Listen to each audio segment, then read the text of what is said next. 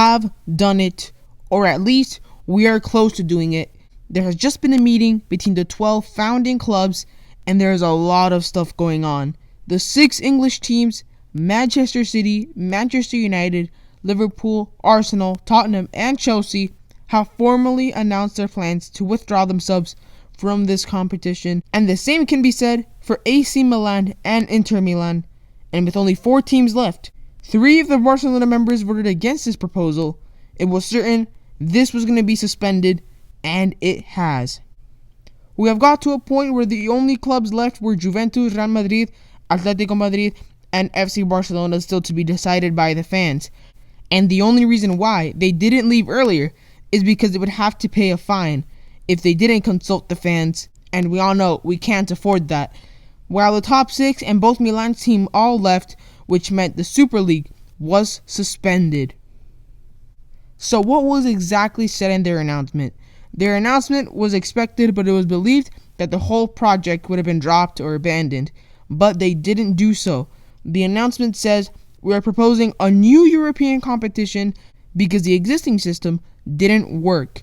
Given the current circumstances, we shall reconsider the most appropriate steps to reshape this project, always having in mind our goals of offering fans the best experience possible.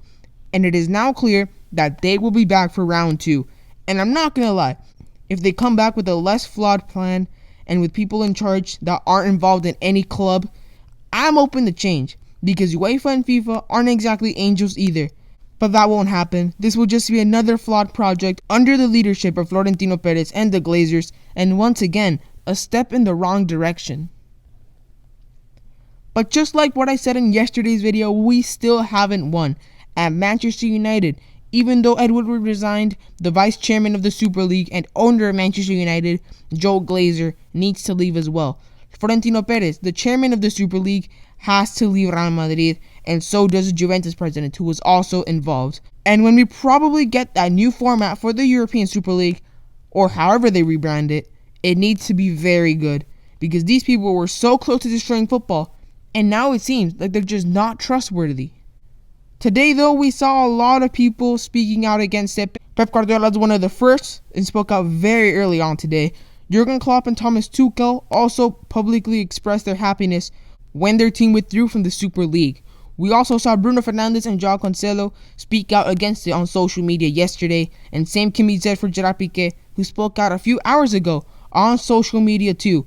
And of course, the big event, a few hours before the Chelsea game, there was a protest outside of Stamford Bridge from fans all around England for the whole world to see. This, of course, though, is going to be a very difficult process to get out of. Just like the football federations, FIFA and UEFA weren't going to let the Super League happen, Florentino and everyone else behind him aren't just going to let them leave that easily. This will be in court for months or even years, because after 20 years of work for Florentino Perez, he isn't going to allow it all to go to waste in 48 hours. Thank you all for watching this video. I was genuinely worried about this happening, but thankfully it hasn't, at least for now. Florentino Perez is truly in the mud. Hopefully he gets kicked out of the sport. I hope you enjoyed watching today's video, and as I always say, Visca el Barça.